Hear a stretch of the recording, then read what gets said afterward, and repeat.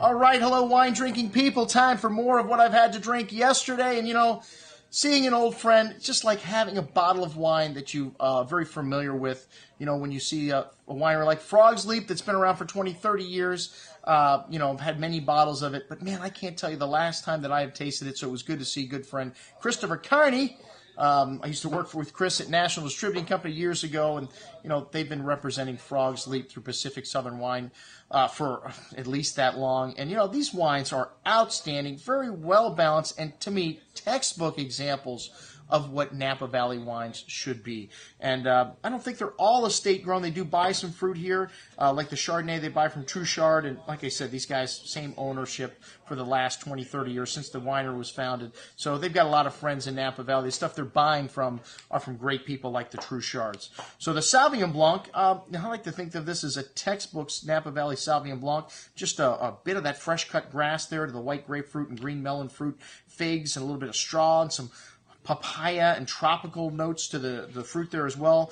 Bright and fresh on the palate with kind of a tangerine citrus here showing on the finish. A nice balance, so a light, salty, minerally nuance. Leaves the tongue salivating for food or yearning for a second glass. One of the things we love about Sauvignon Blanc at $21.75. Man, Sauvignon Blancs are a cheap date. Even the best of them are $20 from Napa Valley.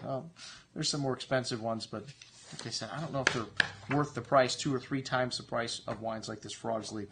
Anyways, the Chardonnay, this is the one that's got a little True Chard fruit in there, and they've been farming this vineyard organically for quite some time.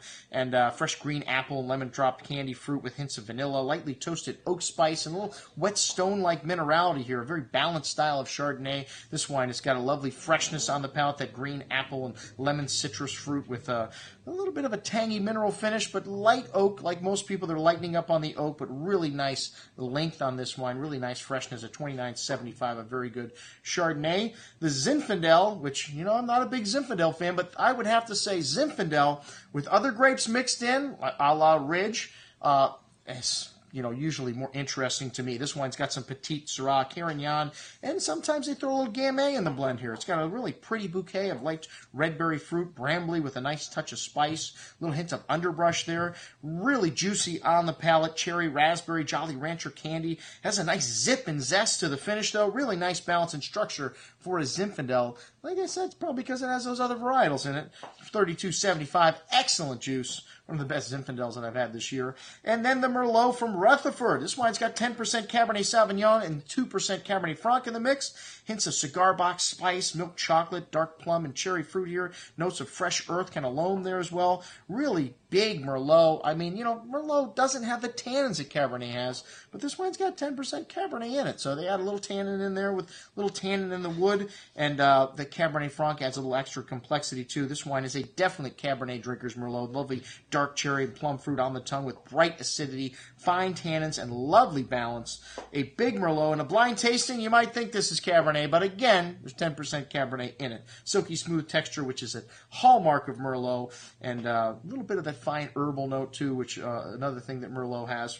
Excellent juice at $40.50. And then the Cabernet Sauvignon Napa, which is about 93% Cab, a little Cab Franc Merlot, and a good bit of that Rutherford dust showing on the nose, even though it doesn't say Rutherford on it. Most of the fruit probably comes from there. Cigar box spice, dark cherry, currant berry fruit, along with loamy, earthy notes, dark cocoa, clove spice. Really nice complexity on the nose here, gaining even on the second day. And big and chewy wine on the tongue with layers of that dusty earth, cigar box spice, and really complex.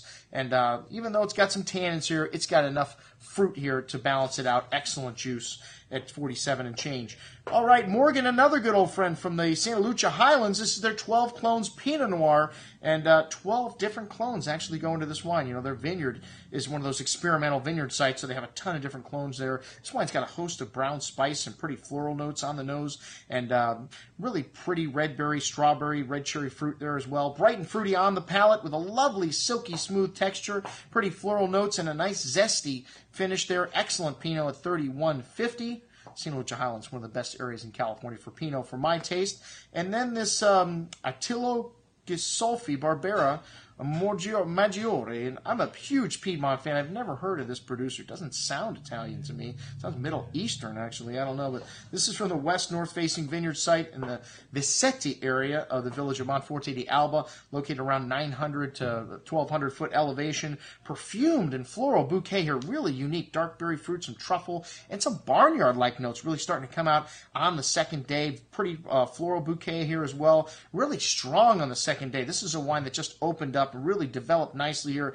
A good amount of that spice and perfume on the finish here with exotic spices, zesty acidity, notes of truffle, a firm hand of acidity there holding everything together, and a good amount of dark berry fruit here as well. This is an excellent little Barbera, man, for $25.50. One of my favorite entry-level wines in the Piedmont, Barberas.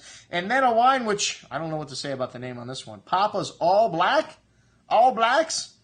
It's a North Coast blend that needs to sit on the back of the bus. Anyways, it's a Zinfandel-style blend. And Joel Peterson from Ravenswood, I think his son is involved in this. Anyways, it's got a little Alicante Boucher and other black grape varietals in it. And it's got some fresh earth there, some black spices, blackberry fruit, cocoa. Nice and zesty wine on the finish. Kind of light in terms of the body here, but a real crowd pleaser style. Actually, not a bad wine. Pretty good wine at $27. All right, that's what I had to drink with our friends from Pacific Southern Wine Company. I'm your host, Andrew Lamposoni, signing off for the Wine Watch, saying remember, always drink the good stuff first.